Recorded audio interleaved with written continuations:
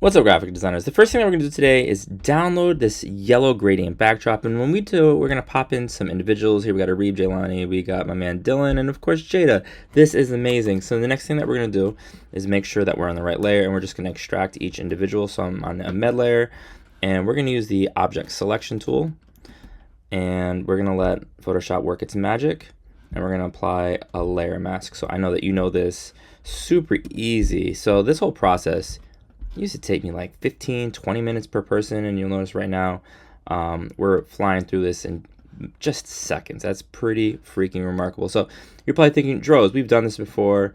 What exactly are we doing today? Well, today we're going to be talking about how to create new emotions.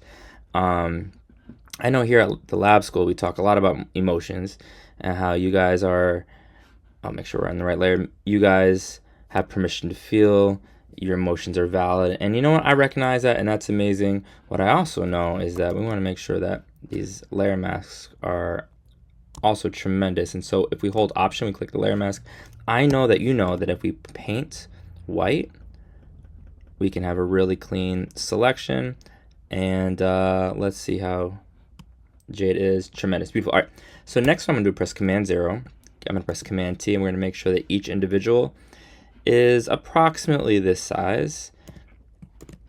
All right, this looks great. And you're probably thinking, all right, Dros, once we've got 4 individuals approximately set up like so, what are we doing next? Yes, well, you know what, guys? As happy as Jada, Dylan, Jaylani is, and as happy as I know Arib is on the inside, we want to sort of accentuate this happiness. I'm actually going to press Command minus. I'm going to zoom out. And I know that you guys know that Command T changes the size of a layer. What I'm going to do is I'm going to press check to confirm, Command 0. And I'm going to actually, we'll start off with my man Arib. And so check this out, guys. When you're on the layer of the individual that you're choosing, and you press Command Shift X, Command Shift X.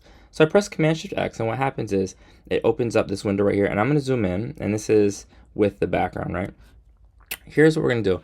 I'm going to draw my attention to all of these tools on the left side of the screen, and my brush size is about 418. I'm going to drop it down to, let's try 273, so about 300. And what we can do is when we use this first tool, it's called the forward warp tool, what we can do is we can stretch out elements of the image. And so what we can do right now is we can make sure that Arib has this really fun smile. All of a sudden, my man Arib is experiencing so much joy. I love that. And I'm going to press check to confirm. And when we do, it's going to commit to changes. There it is. Amazing. All right. We're going to do the same thing to Jaylani. So we're going to press Command Shift X.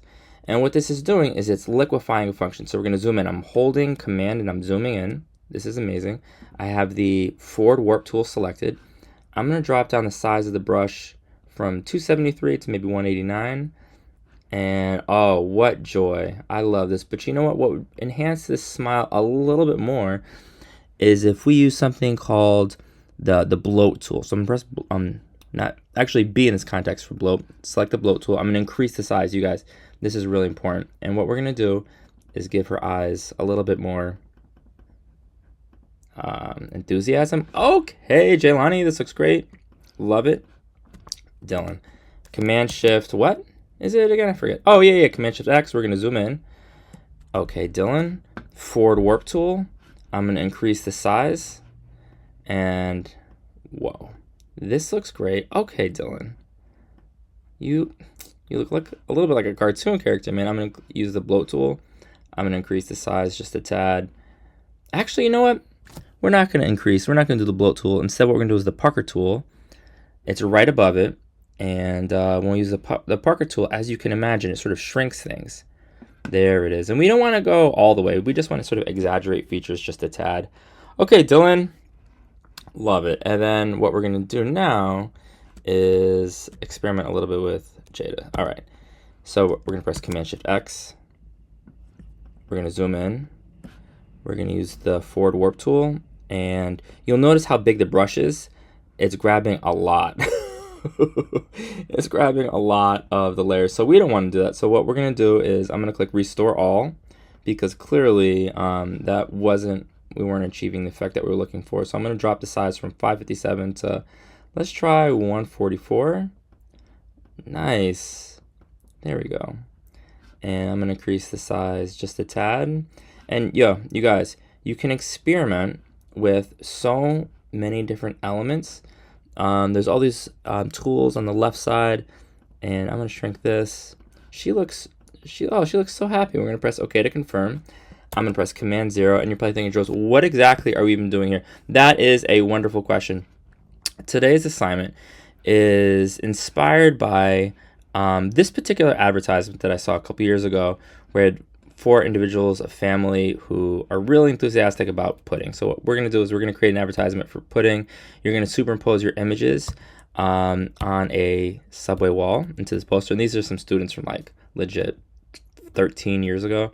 I'm really excited to see what you guys produce. We're going to work on this background. You're going to let me know if you guys have any questions. Can't wait to see your work. I guess one last thing that I would say is, okay, there's Nick. So I'm going to press Command Z. I'm going to press Command Shift X, and I'm going to zoom in. And I think that the opacity on default is at 50%, right? And so now if we use the Parker tool and we go a little bit like this, you'll notice that there's 2 Nicks there, right? There's the original one, and then what we're modifying. If we have opacity at 100%, we can't see the changes that we're making, but if we have it at 0%, you can. So what I'm going to do is to illustrate this a little bit easier, I'm going to go like this, and you'll notice that we can see these changes. Now he looks a little bit like an alien. Okay, Nick. And we can press Restore All. That's with the opacity at 0%. At 50%, we see a little bit of both elements, right? We see the before and the after. Ladies and gentlemen, I can't wait to see what you guys produce. Good luck.